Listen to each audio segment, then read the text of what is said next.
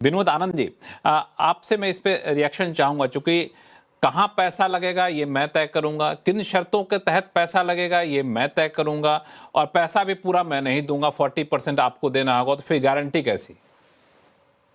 देखिए, शुरुआत में इतना नेगेटिव होने की आवश्यकता नहीं है।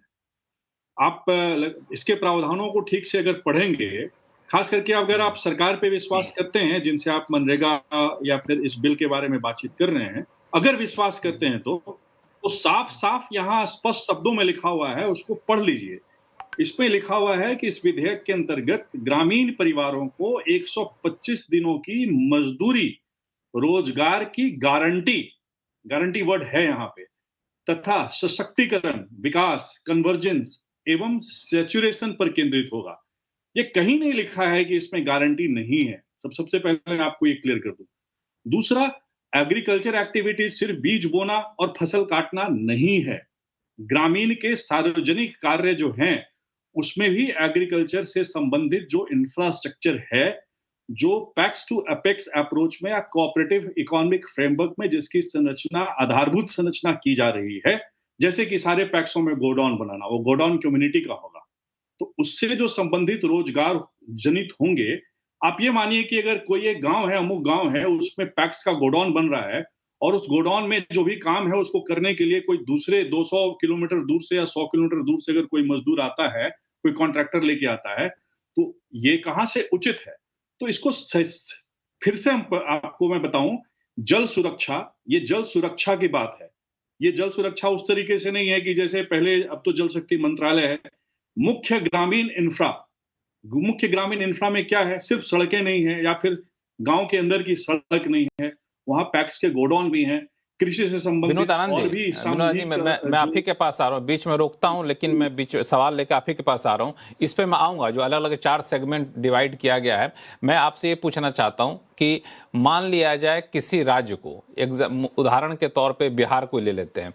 बिहार को चाहिए कि हमें 70,000 लोगों को रोजगार देना है जी।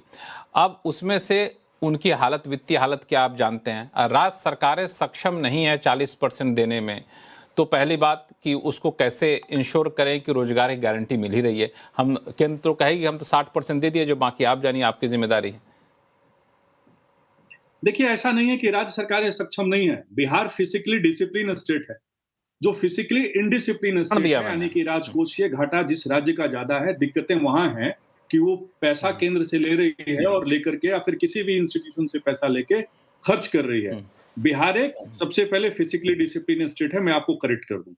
अभी क्या है कि हमको काम क्या करना है, ये राज्य सरकार को मालूम होगा या केंद्र सरकार में बैठे दिल्ली में कृषि भवन में लोगों को मालूम होगा? जो कृषि भवन के सचिव हैं, जो आरडी के सेक्रेटरी हैं, उनको ये मालूम नहीं चलेगा कि बिहार के अमुक पंचायत में, अमुक गांव में किस प्रकार के काम करवाने की आवश्यकता है। तो एक स्टेट गवर्नमेंट का रोल ये है कि उनसे प्लान लिया जाएगा कि कैसा आपको कहाँ पे करना है, और इसमें साप्ताहिक सार्वजनिक प्रकटीकरण प्रणाली का एक विशेष प्रावधान है, जिसको वीकली पब्लिक डिस्क्लोजर कहते हैं। और ये सैटेलाइट का जमाना है, साफ साफ इसमें लिखा हुआ है कि जो कुशल एवं उच्च ईमानदारी पूर्वक जो क्रियान्वयन होना है, वो डिजिटल सार्वजनिक अवसंरचना पर आधारित सुदृढ़ होगा, सुदृढ़ शासन ढांचा होगा। स्ट्रक्चरल चेंजेस किए गए हैं इसमें। वो पहले जैसा नहीं है कि आप कुछ भी काम करवा दें, एक रोस्टर रजिस्टर बना दें और पेमेंट आप ब्लैक मार्केटिंग में कर लें। यहाँ तो डीबीटी का जमाना है, अब तो फाइनेंशियल इंक्लूजन है। तो ये सोशल ऑडिट को जो करना है, ये वीकली पब्लिक डिस्क्लोजर इसमें उसका प्रावधान है और पूरी की पूरी जवाबदेही है। और ध्यान दीजिएगा, ये पीएम गति शक्ति में इसको डाला गया है। इसका एक विशेष प्रावधान है कि ये पीएम गति शक्ति में डाला जाएगा। इसका अर्थ ये हुआ कि इसकी जो मॉनिटरिंग होगी वो दोनों तरफ से होगी। केंद्र सरकार की तरफ से बहुत सुदृढ़ मॉनिटरिंग होगी, जिसका मैं भी आपको वीकली पब्लिक डिस्क्लोजर और सैटेलाइट की बात कर रहा हूं। तो कहीं से ऐसा नहीं है कि राज्य सरकार के पास पैसे नहीं है। मनसा और नियत जो हो वो होनी चाहिए, और जो स्कीमें हैं वही खर्च नहीं हो पाता है राज्य सरकारों से। मैं 90-10 वाले नहीं, मैं 60-40 वाले में भी कह रहा हूं। बहुत सारी स्कीमें हैं, 200 से ज्यादा स्कीम है जिसमें से पैसा सरकार का खर्चा नहीं हो पाता है। कृषि भवन को पैसा वो वापस कर देती है बहुत सारी राज्य सरकारें, जो उनको सीएस स्कीम में भी दी जाती है। तो कहीं से ये नहीं है कि ये 60-40 के रेशियो में, ये लंबे समय तक आप कैसे चलेंगे, विकसित भारत आप कैसे बनाएंगे जब ये इन सारी चीजों का प्रावधान नहीं होगा। परिवेश बदल चुका है। वो वर्ल्ड बैंक का मल्टी डायमेंशनल इंडेक्स था, अब तो सिर्फ 4 से 6% हमारे यहाँ गरीबी रह गई है। क्या बात कर रहे हैं आप? अब तो वो एब्जेक्ट पॉवर्टी जैसे 2006-7 में थी वैसी तो है नहीं।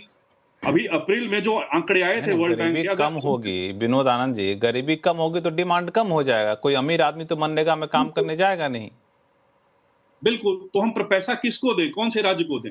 हम पैसा पंजाब नहीं को दें देंगे। और हिमाचल प्रदेश उसी भाग में दें कि जहां मजदूरों की संख्या ज्यादा है, जहां उसकी डिमांड ज्यादा है, जहां हम आधारभूत संरचना को ज्यादा बनाने की आवश्यकता, हम पैसा उन राज्यों को देंगे। तो जिन राज्यों से जो भी डिमांड्स आएगी उसको पूरा करने के लिए उसको उतना पैसा दिया जाएगा।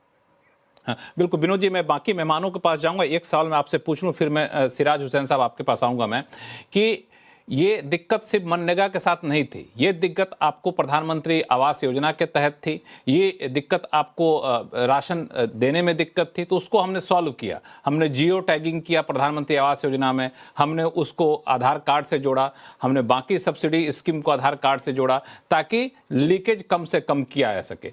हम तो ये भी तो एक उपाय था कि मनरेगा के तहत उन्हीं को दे जो मजदूर काम कर रहे हैं। कहाँ काम कर रहे हैं उसके जियो टैगिंग दिखा दीजिए, उनको आधार से लिंक कर दीजिए। आधार से सीडिंग वैसे बहुत बड़ी मात्रा में कर दी गई है। ये सारा भी कुछ कर सकते थे फिस्कल डिसिप्लिन लाने के लिए कि पैसे का दुरुपयोग ना हो। अगर ये सवाल मुझसे है तो इसमें बिल्कुल इसका प्रावधान क्लियर है। इसमें निष्पक्ष नॉर्मेटिव एलोकेशन किया जा रहा है। ये केंद्र प्रायोजित योजना है पर सरकारें इसका क्रियान्वयन करेगी। कृषि के चरम सीमा में जो कृषिगत मजदूर थे वो मजदूरी सोविंग और हार्वेस्टिंग के लिए नहीं मिलता था, तो 30-30 दिन के तौर पे रबी और खरीफ में उस वहां की जो भी एग्रो क्लाइमेटिक व्यवस्था है उसके अनुसार होगी। मान के चलिए जब पंजाब में सोविंग हो रही है तो बिहार में सोविंग तो नहीं हो रही है, तो बिहार की सरकार तय करेगी कि वो 60 दिन कब का होगा। तो इस आधार पे इसकी व्यवस्था की गई है। इसमें एनआरईएस से सभी कार्यों का एकीकरण किया गया है। 6 माह के भीतर राज्य की योजनाओं को अधिसूचित किया जाएगा। बेरोजगारी भत्ता और श्रमिक के जो अधिकार हैं उनकी कानूनी गारंटी का इसमें विशेष प्रावधान है।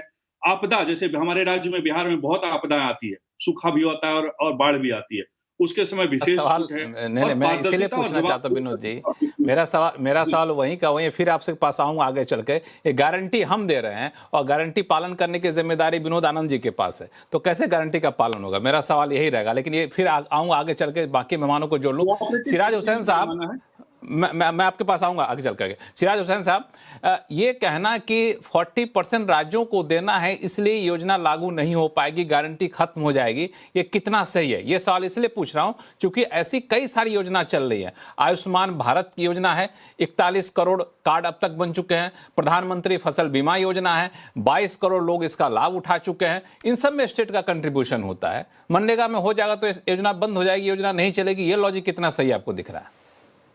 नहीं, देखिए, ये किसी का केस नहीं है कि योजना बंद हो जाएगी, लेकिन ये बात हमें समझनी चाहिए कि प्रेजेंट गवर्नमेंट की ये पॉलिसी 2014 से ही है कि हम सेंटर के कंट्रीब्यूशन को कम करें और स्टेट के कंट्रीब्यूशन को बढ़ाएं। देखिए, 2014 में ही जब सरकार बनी थी तो पहले ही बहुत शुरुआत में ये ऑर्डर कर दिए गए थे कि जितनी स्कीम है सब में 50% सेंटर देगा और 50% स्टेट देंगी। तो मेरी मिनिस्ट्री, एग्रीकल्चर मिनिस्ट्री की स्कीम थी RKVY, जो कि ACA के तहत फंड होती थी, 100% सेंटर देता था। तो उसको भी ये 50-50 हो गया। तो जब स्टेट गवर्नमेंट्स ने प्रोटेस्ट किया तो फिर मध्य प्रदेश के चीफ मिनिस्टर की सदारत में एक कमेटी बनाई गई और उस कमेटी की रिकमेंडेशन पे उसको चेंज करके 60-40 किया। तो ये इस गवर्नमेंट की, और ये न सिर्फ आज से बल्कि ये RSS की बहुत पुरानी एक नीति रही है कि भाई सेंटर को हम बहुत स्ट्रांग बनाएं। तो सेंटर ये चाहता है कि हमारा खर्चा इन चीजों में ना हो, हम तो और चीजों में, बड़े इंफ्रास्ट्रक्चर में, डिफेंस में, रेलवे में वगैरह वगैरह में खर्च करेंगे। तो उसको ध्यान में रखते हुए कम किया गया। ये तो बिल्कुल वाजे है कि सारी स्टेट्स, खासतौर से गरीब स्टेट्स, उतना फंड नहीं दे पाएंगी इस योजना के लिए जितनी की डिमांड होगी। और जब ये 60-40 लागू हो जाएगा तो आप देखेंगे कि गरीब राज्यों में मनरेगा के तहत जो क्रिएट हो रहे हैं मैंडेज, वो उससे भी कम हो जाएंगे।